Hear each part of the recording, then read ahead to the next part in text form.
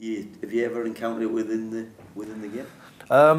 Once, when I was at Stoke, I was a young lad, maybe 18, and I was on the bench for the first team, and I was warming up. We played at a club in the north. You don't want me to name the club?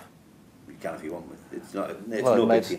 Okay, we played up at Burnley, and I was on the bench. I was warming up, and I heard a few shouts, a few monkey chants, and a few black comments that I was shocked to hear in football. I hadn't experienced it up until that point, but I was a young lad, and it was one of my it was the early part of my career at Stoke, and I maybe thought that this is something that might happen from time to time.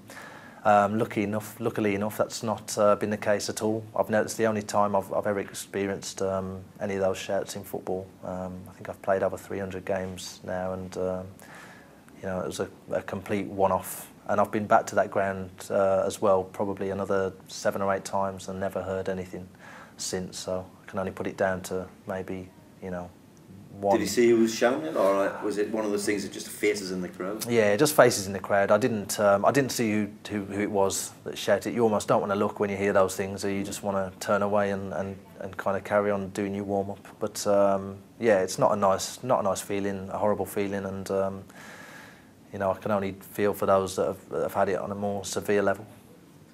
You mentioned Stoke, and Jason Neal was got racial abuse last season at Stoke. Is that something that surprised you that it would even go on within the game in the last year or so?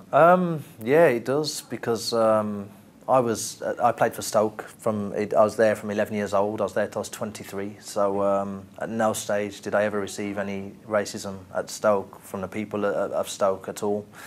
So it does surprise me. But if you can be 99% of the way there, and one idiot shouts a racist comment, and people maybe get tarred with that brush, and it's completely unacceptable. And there are, and I think people have a responsibility as well to maybe name those people that they hear shouting those things, because it ends up with everyone, with it reflecting on the whole area, or the whole supporters of a club, which is just unfair. Stoke's also got, or had an added problem of the British National Party in that area, as have other areas. And one of our roles in terms of our organisation as the government want us to try and combat the prejudice of organisations like that. Have you ever come across anything like that in terms of those ideas? No, I haven't. No. I know it goes on, and I know what the British National Party are about, and it's not a good thing, and it's something that needs to be stamped out. I don't know whether everyone that's part of these parties and organisations are involved because they actually have a hatred for other races, or whether people just jump on the bandwagon and it's what their friends do, and whether people are easily influenced, I don't know. But I can only say on my experience in Stoke or in Wolverhampton or anywhere else. I've been lucky. Maybe I'm one of the lucky ones. I've not experienced much racism, which is a good thing. Do you think that's because you're a footballer? Because do you think the football? Yeah. Yeah. I hear. Yeah. I think. Yeah, I'm sure. Maybe if I wasn't a footballer, if I was somebody else and walking down the street, maybe a few people might have targeted me. Okay. Yeah. I think the stereotype of Muslims is absolutely ridiculous. The things that I hear, it's the ignorance is so ridiculous. Muslims are peaceful people. I know.